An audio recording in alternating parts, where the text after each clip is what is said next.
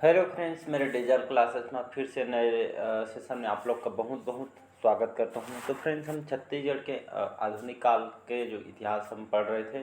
मैं कुछ काम की वजह से अभी 1-2 दिन फंस गया था। तो चलिए हम सेशन को स्टार्ट करते हैं।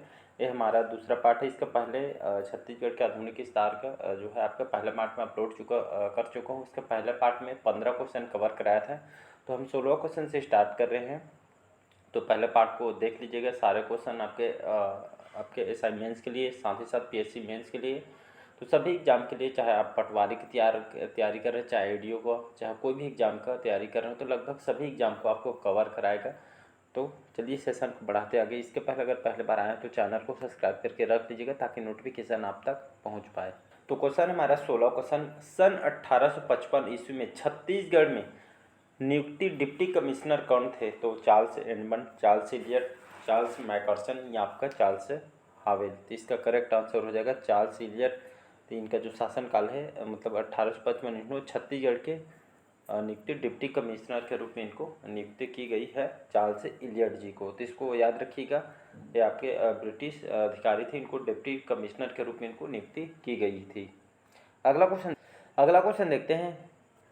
कवि माखनलाल चतुर्वेदी, इनको ब्रिटिश शासन ने किस वर्ष इनको गिरफ्तार करके इनको सज़ा दिलवाई गई थी? 1926 में, 1938 में, 1921 में या 1942 में? तो इसका करेक्ट आंसर हो जाएगा सी ऑप्शन 1921 में। तो माखनलाल चतुर्वेदी, इनको सभी जानते होंगे, छत्तीसगढ़ के वीर पुत्र हैं, जाने माने कवि हैं। तो इनको ब्रिटिश शासन ने सन 1921 में इनको गिरफ्तार करके इनको सज़ा दिलवाई गई थी। 1921 में इनको गिरफ्तार करके सज़ा दिलाई गई थी ब्रिटिश शासन के इनके शासन। अगला क्वेश्चन देखते हैं। गोपाल कृष्ण गोखले का जो इनका रायपुर में आगमन या कि इनका आगमन कब हुआ था, कौन से सन में? तो 1917 में, 1918 या 1930 में या 1925 में? इसका करेक्ट आंसर हो जाएगा 1930 में। जो गोपाल कृष्ण गोखले इनका रायपुर में इनका छत्तीसगढ़ के रायपुर में जो आगमन है 1930 में इनका आगमन हुआ था। अगला क्वेश्चन देखते हैं यहाँ पे। एलपी खरे के इस्तीफे के बाद कौन मध्य प्रांत, याद रखिए मध्य प्रांत और बरार के प्रधानमंत्री या मुख्यमंत्री को बनाया गया था? तो पंडित रविशंकर शुक्ल, ठाकुर प्यारेलाल सिंह, माधवराव सप्रे या खूबचंद बघेल। तो इसका करेक्ट आंसर जो हो जाएगा रविशंकर शुक्ल जी। याद रखिए पंडित रविशंकर शुक्ल जी, इनको एलपी खरे इस्तीफे के बाद इनको मध्य प्रांत और जो बरार के इनको प्राइम मिनिस्टर और आपके सीएम इनको बनाए गए थे पंडित रविशंकर शुक्ल जी को। तो इसको याद रखिएगा। इन्होंने कान्यकुब्ज सभा की स्थापना की थी 1912 में। ये भी क्वेश्चन पूछा जा चुका है। 1923 में रायपुर जिला परिषद के अध्यक्ष इनको बनाया गया था और रायपुर में इन्होंने यहाँ पे नमक कानून इन्होंने तोड़ा था और इनको मतलब द्वितीय सविनय अवज्ञा आंदोलन के प्रथम इनको डिटेक्टर भी इनको चुना गया था। और यहाँ पे इनको शिक्षा मंत्री भी इनको बनाया गया है और मुख्यमंत्री इनको 1946 में बनाया गया है। तो इसको याद रखिएगा। अगला क्वेश्चन देखते हैं। छत्तीसगढ़ राज्य की मांग को सर्वप्रथम विधानसभा में कब उठाया गया था? तो 1951 में, 1953 में, 1956 में या 1957 में? इसका करेक्ट आंसर हो जाएगा 1955 में। तो छत्तीसगढ़ राज्य की मांग को लेकर सर्वप्रथम जो है विधानसभा में, ये आपके 1955 इसको डेट को याद रखें। तो 1955 में सर्वप्रथम विधानसभा में ये आपका मांग को उठाया गया था। तो इसको याद रखिएगा। अगला क्वेश्चन देखते हैं यहाँ पे। छत्तीसगढ़ रियासतों का भारत संघ के मध्य प्रांत में विलय कब हुआ था? तो 1 जनवरी 1947 को, 15 जनवरी 1923 को या 10 अगस्त 1940 को या 1 जनवरी 1948 को? इसका जो करेक्ट आंसर हो जाएगा आपका 1 जनवरी 1948 को। तो छत्तीसगढ़ रियासतों को भारत संघ के मध्य प्रांत में जो विलय हुआ था, ये डेट को याद रखना है। 1 जनवरी सन 1948 में आपके मध्य प्रांत में विलय हुआ था। तो इसको याद रखिएगा। अगला क्वेश्चन देखते हैं यहाँ पे। छत्तीसगढ़ के प्रथम सूबेदार नियुक्त किए गए थे। तो किसको छत्तीसगढ़ के प्रथम सूबेदार नियुक्त किया गया था? तो महिपत राव दिनकर को, विट्ठल राव दिनकर को, केशव गोविंद जी को या बिकाजी गोपाल को? तो इसका करेक्ट आंसर हो जाएगा महिपत राव दिनकर। इसका ए ऑप्शन करेक्ट आंसर हो जाएगा। तो इनका जो शासनकाल है 1788 से लेकर 90 तक, तो 1788 से लेकर 90 तक इनका शासनकाल है। इनको छत्तीसगढ़ के प्रथम इनको सूबेदार नियुक्त किया गया था। इन्होंने 1790 में, याद रखिए 1790 में इन्होंने यूरोपीय जो यात्री थे फॉरेस्टर, याद रखिएगा, तो यूरोपीय यात्री जो 1900 मतलब 1790 में इनको यूरोपीय यात्री फॉरेस्टर का छत्तीसगढ़ में आगमन हुआ था। तो इसको याद रखिए, किसके शासनकाल में, तो आपके महिपत राव दिनकर के शासनकाल में, तो इसको याद रखिएगा। और आनंदीबाई से सत्ता के लिए इनका संघर्ष हुआ था आनंदीबाई के साथ, तो ये भी क्वेश्चन पूछा गया है आपके पीएससी व्यापम वगैरह में। इनके शासन में जो सारी शक्तियाँ आनंदीबाई के हाथों में आ गई थी, तो इसको भी ये याद रखने आपको क्वेश्चन पूछा गया है। अगला क्वेश्चन देखते हैं, छत्तीसगढ़ में न्यायमूर्ति की उपाधि किसे दी गई है, तो पंडित रविशंकर शुक्ल जी को, ई राघवेंद्र राव को, माधवराव सप्रे जी को, या आपके ठाकुर प्यारेलाल सिंह जी को। तो इसका करेक्ट आंसर हो जाएगा छत्तीसगढ़ के त्याग मूर्ति की उपाधि आपके ठाकुर प्यारेलाल सिंह को दी गई है। तो इसको याद रखिएगा। इनका जन्म मतलब राजनांदगांव में इनका जन्म हुआ है, और इन्होंने सरस्वती पुस्तकालय की स्थापना राजनांदगांव में की थी 1909 में। तो इसको भी याद रखिएगा।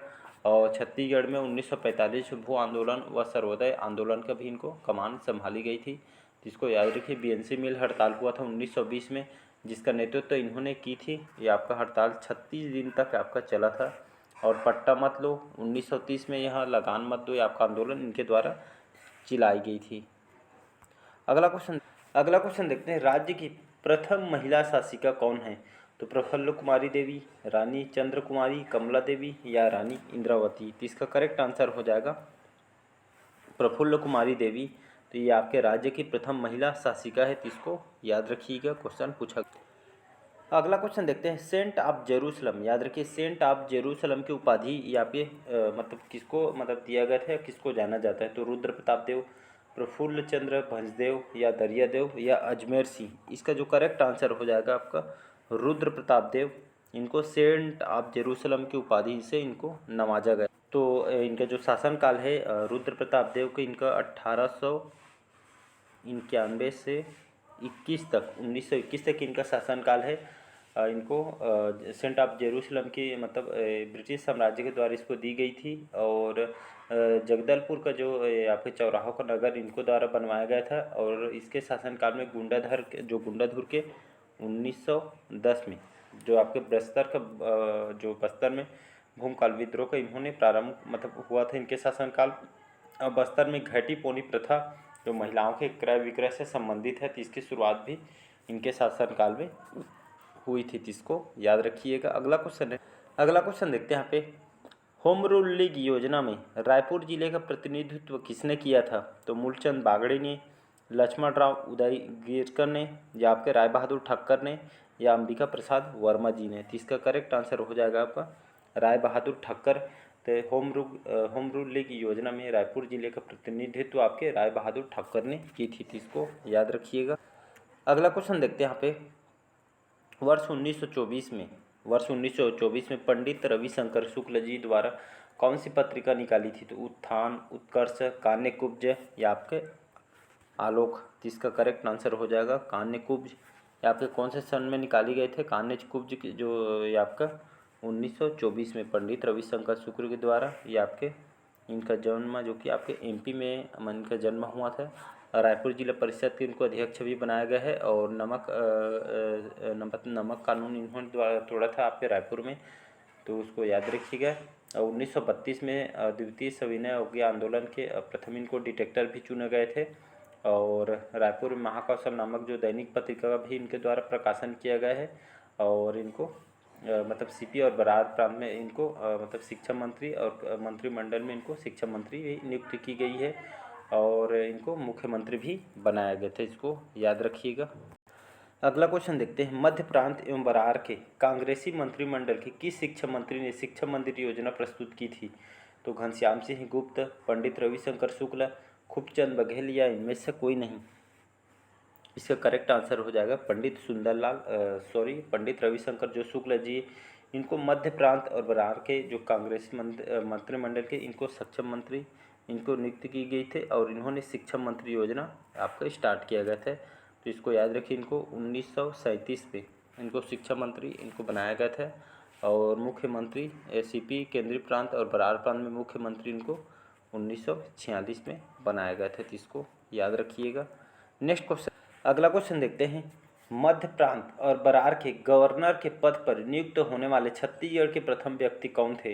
तो आपके ई राघवेंद्र राव, खूबचंद बघेल, रामदरस मिश्र या आपके शिव भानु गुप्त। इसका करेक्ट आंसर हो जाएगा ई राघवेंद्र राव। इनको मध्य प्रांत और बरार के गवर्नर के पद पर नियुक्त होने वाले छत्तीसगढ़ के प्रथम व्यक्ति थे। इनका जन्म कहाँ हुआ था? तो इनका जन्म जो आपके कामठी नागपुर में हुआ था, जो आगे चलकर आपके बिलासपुर, जो छत्तीसगढ़ के बिलासपुर में आपके बस गए थे। इनको 1937 में, याद रखिएगा, 1937 में इनको अस्थायी रूप से मध्य प्रांत के गवर्नर इनको बनाए गए थे। और 1941 में वायसराय की कार्यकारिणी में उनको मनोनीत होने वाले छत्तीसगढ़ के एकमात्र सदस्य थे। तो इनको याद रखिए, अस्थायी इनको सदस्य मतलब अस्थायी गवर्नर बनाए गए थे 1937 में। अगला क्वेश्चन देखते हैं, किसने गांधी मीमांसा नामक एक ग्रंथ लिखा था? तो रामदयाल तिवारी ने, माधवराव सप्रे ने, लोचन प्रसाद पांडे ने या इनमें से कोई नहीं। तो इसका करेक्ट आंसर हो जाएगा आपका पंडित रामदयाल तिवारी। इन्होंने गांधी मीमांसा नामक ग्रंथ इनके द्वारा लिखी गई थी, इसको याद रखिए। अगला क्वेश्चन देखते हैं, किस अधिवेशन के बाद कांग्रेस गरम दल और नरम दल में विभाजित हो गई थी? तो कानपुर अधिवेशन में, कराची अधिवेशन में, लखनऊ अधिवेशन या सूरत अधिवेशन में। इसका करेक्ट आंसर हो जाएगा सूरत अधिवेशन। तो इस अधिवेशन के बाद कांग्रेस जो है आपके गरम दल और आपके नरम दल में विभाजित हो गई थी। नेक्स्ट क्वेश्चन देखते हैं, किस अधिवेशन के बाद कांग्रेस गरम दल और नरम दल में विभाजित हो गई थी? तो ये आपके 1863 इसका करेक्ट आंसर हो जाएगा। तो 1863 ईस्वी में विभाजित हो गई थी। ये आपके CGPSC 2016 के पेपर में इसको आया था। अधिवेशन सूरत अधिवेशन में हुआ था 1863 में, तो इसको याद रखिए। अगला क्वेश्चन देखते हैं, वर्ष 1947 में कांकेर स्टेट कांग्रेस का गठन हुआ था, जिसके अध्यक्ष निम्न में से कौन थे? तो वी नारायण सिंह, सुरेंद्र साय, राम प्रसाद पोटाई, यति यतनलाल। इसका जो करेक्ट आंसर हो जाएगा आपका राम प्रसाद पोटाई, इसका करेक्ट आंसर हो जाएगा सी ऑप्शन। तो 1947 में इन्होंने कांकेर स्टेट कांग्रेस के गठन हुआ था, जिसके जो अध्यक्ष है राम प्रसाद पोटाई जी को बनाया गया था। अगला क्वेश्चन देखते हैं, रायपुर में सविनय अवज्ञा आंदोलन, यहाँ पे आंदोलन को योजनाबद्ध तरीके से स्थापित करने का श्रेय कितने व्यक्ति को जाता है? तो लगभग यहाँ पे जो करेक्ट आंसर हो जाएगा यहाँ पे 5 व्यक्ति को इसका श्रेय दिया जाता है। रायपुर में सविनय अवज्ञा आंदोलन के योजनाबद्ध तरीके से स्थापित करने का श्रेय दिया जाता है। अगला क्वेश्चन देखते हैं, कब अमीरमर्दन गिरी के नेतृत्व में गोंड आदिवासियों ने जंगल सत्याग्रह आपके आरंभ किया गया था? तो ये आपका आरंभ किया था 1930 सितंबर 1930 में आपका जंगल सत्याग्रह आपका आदिवासी द्वारा स्टार्ट किया गया था।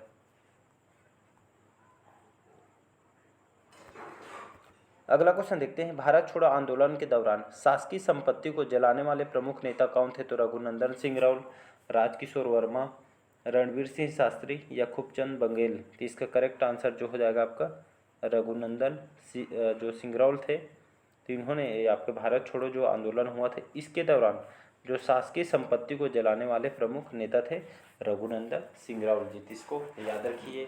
तो चलिए आज का सेशन यहीं तक रखते हैं, बाकी जो क्वेश्चन हम नेक्स्ट पार्ट में कवर कराएंगे। वीडियो लंबा हो जाएगा, इसलिए सेशन को यहीं तक रखते हैं। बाकी जो क्वेश्चन हम नेक्स्ट पार्ट में कवर कराएंगे, ज़्यादा से ज़्यादा क्वेश्चन करेंगे। और मैं डेली बेस पे करंट अफेयर्स पढ़ा रहा हूँ, तो डेली बेस पे आप करंट अफेयर्स भी पढ़ सकते हैं और लूसेंट भी कवर करा रहा हूँ, तो आप लूसेंट से भी जुड़ सकते हैं। सारे क्वेश्चन लूसेंट से लिया गया है, तो मोस्ट इम्पोर्टेंट क्वेश्चन है, तो जुड़ सकते हैं। Thank you. चलिए मिलते हैं अगले पार्ट में। Thank you.